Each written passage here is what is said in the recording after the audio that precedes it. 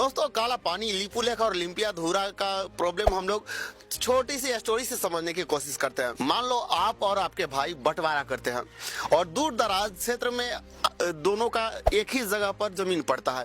एक जो आपके हिस्से पड़ता है वो टूटा फूटा घर है और आपके भाई के हिस्सा जो पड़ता है वहां पर खेती हो रहा है। अब क्या होता है, जब खेती करता है तो बंदर आकर खेती को नष्ट करने लगता है।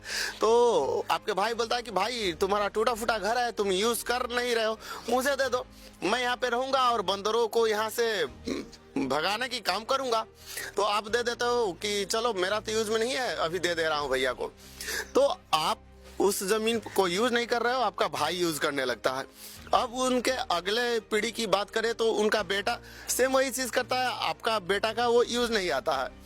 फिर अब आपकी पोते जब होते हैं नए जनरेशन के, तो उनके पास अब सोचते हैं कि भाई अब मेरा वो जमीन है वो जा रहा हूँ यूज करने, वहां पर एक अच्छा सा घर बनाऊंगा या उसको मैं यूज में लूंगा। तो आपके भाई के जो पोते हैं वो कहते हैं नहीं रे भाई, ये तो मेरा दादा यूज करते आ रहा है, मेरा पापा यूज किया, मैं यूज कर रहा हूँ, ये तुम्हारा कैसे हो सकता है, मैं तो इतने सदियों से यूज करता आ रहा हूँ।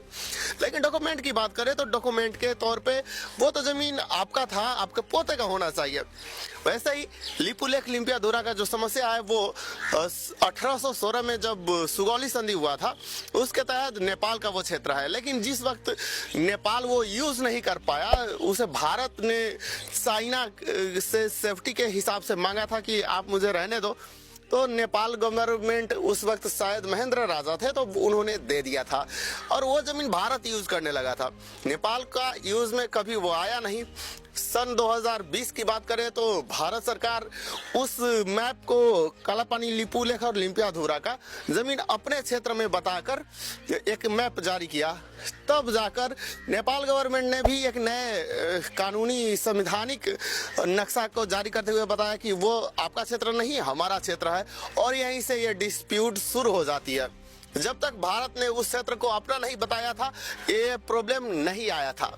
दोस्तों ध्रुव राठी का भी ये वीडियो देख लीजिए। 1960s में जब इंडिया चाइना के बीच में तनाव बढ़ने लग रहा था, इंडिया चाइना की वॉर भी हुई थी, तब इंडियन आर्मी ने इस एरिया में मिलिट्री पोस्ट खड़ी करी, परमिशन ली थी मोनार्की से उस वक्त, और तब नेपाल की मोनार्की को फिर से कोई प्रॉब्लम नहीं हुई। इससे इंडिया की प्रोटेक्शन के लिए उन्होंने परमिशन दे दी और तब से लेके आज तक दोस्तों इस एरिया में इंडियन आर्मी की प्रेजेंस है, इंडिया की मिलिट्री पोस्ट लगी हुई है। उस वक्त दोस्तों किंगडम ऑफ नेपाल को इस चीज से कोई प्रॉब्लम नहीं हुई क्योंकि ये छोटा सा लैंड था और नेपाल के पर्सपेक्टिव से ये ज्यादा यूज का नहीं था। इसमें ना के बराबर लोग रहते थे, बहुत डिफिकल्ट टेरेन था और सिर्फ एक रास्ता गुजरता था इससे जो पिलग्रिमेज रूट था कैलाश मानसरोवर तक जाने के लिए। तो नेपाल ने सोचा जाने दो, कुछ फर्क नहीं पड़ रहा हमें, अगर हम सुगौली ट्रीटी के अकॉर्डिंग जाएं जो कहती है कि महाकाली रिवर के अकॉर्डिंग ही हमें नेपाल की वेस्टर्न बाउंड्री डिफाइन करनी है, तो ये बड़ा क्लियर है। जब नदी दो में बढ़ती है, वेस्ट वाली नदी ही बड़ी नदी है, उसी को ही एज अ बाउंड्री यूज किया जाना चाहिए और इस लॉजिक से नेपाल सही है। दोस्तों आपका क्या राय है इस क्षेत्र के बारे में और इस प्रॉब्लम के बारे में, क्या कहना है आपका, कमेंट करके जरूर बताइएगा।